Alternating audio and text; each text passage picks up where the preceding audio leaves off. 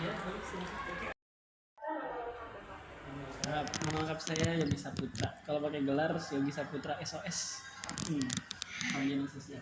Pertanyaan kedua, kapan tanggal lahir Bapak? Tanggal lahir. Pakai tempatnya? Iya. Iya, pakai.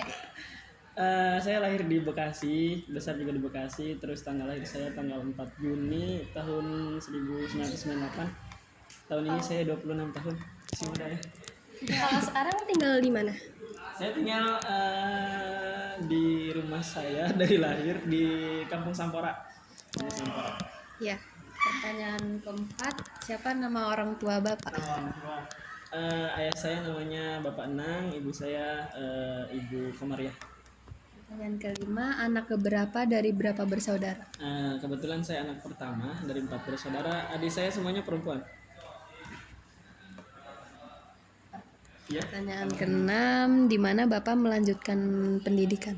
Melanjutkan pendidikan setelah atau riwayat pendidikan saya dari awal. Riwayat pendidikan. Saya sekolah dari awal mungkin dari SD ya. Dari SD saya SD di sekitar rumah saya di SDN 1 Jaya Mulia. Terus setelah lulus dari SD Jaya Mulia saya lanjut ke SMP, itu SMP Bakti Barusa, itu juga dekat rumah saya. Setelah lulus dari SMP tadinya awal niatnya mau ke SMK, cuman saran orang tua kurang mendukung, katanya ke SMA aja sayang, supaya nanti ya siapa tahu ada rezeki buat kuliah. Akhirnya dari SMP lanjutlah ke SMA, nyari SMA yang memang apa ya istilahnya cocok, terus deket juga. Akhirnya nyari-nyari saya lanjutlah ke SMA 1 Sarang Baru. SMA 1 Sarang Baru itu sampai tahun 2017, saya lulus tahun 2017 dan ada rezeki untuk lanjut kuliah. Akhirnya alhamdulillah juga lolos seleksi nilai rapot di UIN Bandung.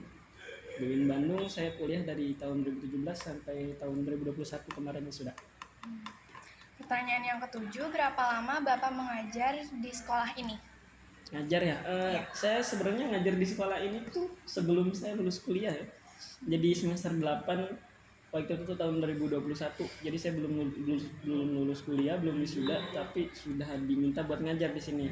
Ya, karena memang dulu saya alumni sekolah sini, terus kemudian lumayan kenal dan dekat juga ya sama guru-guru di sini, kayak misalkan Pak Yudi, terus Bu Hesti yang sekarang jadi wakil kurikulum. Jadi lumayan sering komunikasi lah. Dan ketika saya kuliah pun mereka atau beliau ini juga sering komunikasi, jadi tahu pas saya kuliah itu ngambil jurusan apa, terus saya kuliah di mana. Nah, pas semester 8 itu kebetulan di sekolah ini lagi butuh guru BK. Nah, akhirnya ditawarilah saya, kira-kira minat nggak jadi guru BK. Cuman waktu itu kan karena memang belum lulus kuliah ya, masih skripsi waktu itu.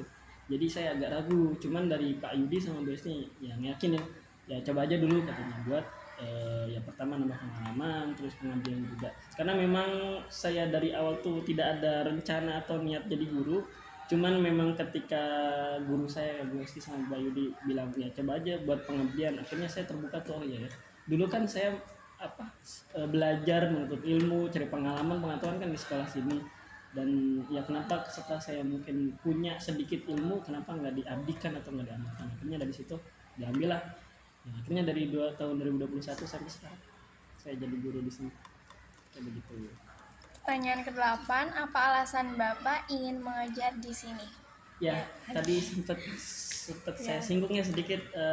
Salah satu alasan besarnya mungkin pengabdian, karena dulu saya di sini karena dulu saya SMA di sini, sekolah di sini, menuntut ilmu, belajar, cari pengalaman, pengetahuan di sekolah sini. Jadi muncullah rasa bahwa ingin membalas budi atau ingin mengabdikan diri ke sekolah ini kembali setelah saya memang punya sedikit ilmu yang bisa saya amalkan atau bisa saya bagikan ke murid-murid di sini juga, seperti itu. Karena memang dari awal tadi saya tidak ada niatan atau tidak ada rencana buat jadi guru.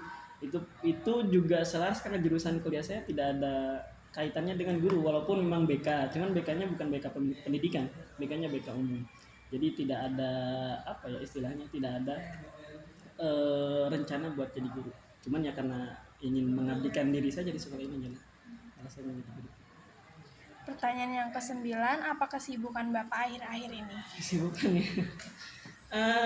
Ya seperti bagaimana umumnya guru ya, mengajar mungkin di sekolah, terus kemudian memang alhamdulillah juga di sekolah sini, di SMA ini saya juga dapat beberapa kepercayaan atau amanah, kayak misalkan karena memang saya punya sedikit pengalaman atau pengetahuan tentang digital atau media media sosial.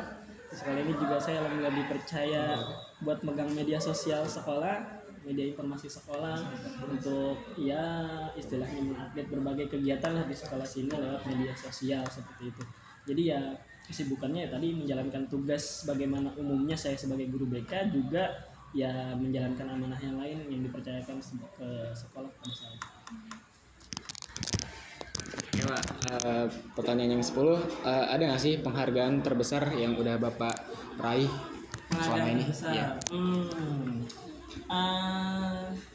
Sebenarnya ya mungkin beberapa ada ya, kayak apresiasi atau prestasi, mungkin ya prestasi yang memang saya raih dan itu jadi pengalaman yang berkesan buat saya. Cuman yang paling berkesan mungkin salah satu prestasi atau penghargaan yang pernah saya raih itu ketika saya SMA.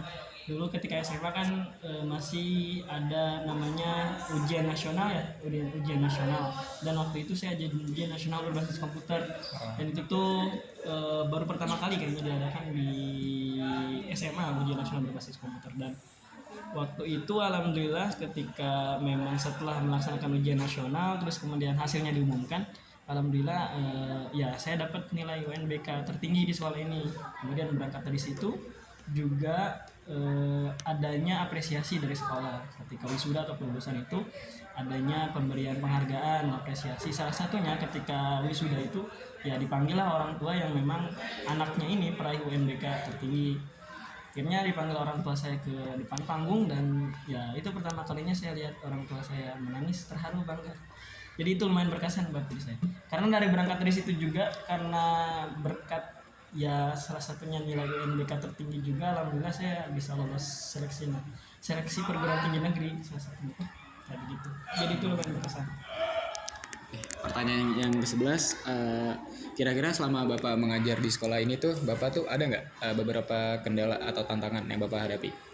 Pasti ya, karena ya yang namanya jadi guru beban moralnya tinggi, tanggung jawabnya besar, yang namanya mencerdaskan kehidupan bangsa pasti. Apalagi ya saya yang memang background pendidikan atau kuliahnya itu tidak ada spesifik mengarah menjadi guru atau pendidikan, jadi pasti tantangannya lumayan besar, lumayan berat. Saya harus adaptasi kembali bagaimana menjadi guru yang baik, bagaimana cara memposisikan murid dengan guru itu seperti apa, bagaimana membangun komunikasi dengan murid itu agar murid ini istilahnya nyaman gitu. Karena kan salah satu konsep utama jadi guru BK itu ya konsepnya si murid ini biar nyaman sama guru. Itu jadi tantangannya sih. Cuman ya yang namanya kita niat awalnya memang mengabdikan diri, jadi ya apapun tantangannya kemudian kita belajar kembali. Memang karena dari dulu sampai sekarang juga guru-guru saya masih di sini, kayak misalkan Pak Yudi Bermesi, saya sering belajar dari beliau-beliau itu bagaimana cara menjadi guru yang baik. Oke, pertanyaan yang ke-12, kira-kira Bapak punya nggak planning untuk kedepannya untuk melanjutkan S2? Melanjutkan studi ya, sebenarnya dari awal ketika saya lulus S1 juga sudah ada planning ya, untuk melanjutkan kuliah kembali atau S2. Cuman dari awal juga memang saya tuh sudah memprinsipkan ke diri saya kalau memang nanti lanjut S2 itu saya mau ambil beasiswa seperti itu.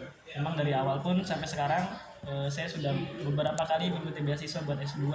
Terakhir kemarin mau ikut program beasiswa ke luar negeri untuk S2, cuman ya kemarin lumayan terhalang dengan administratif di sekolah, karena memang di tahun ini kebetulan ada yang namanya program pengangkatan pegawai negeri sipil untuk guru atau P3K istilahnya. Jadi itu lumayan terhalang.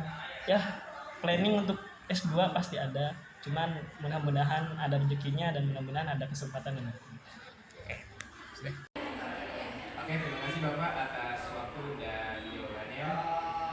Sekian kami dari kelompok 2 Bahasa Indonesia kelas 13 mengucapkan terima kasih. Wassalamualaikum warahmatullahi wabarakatuh.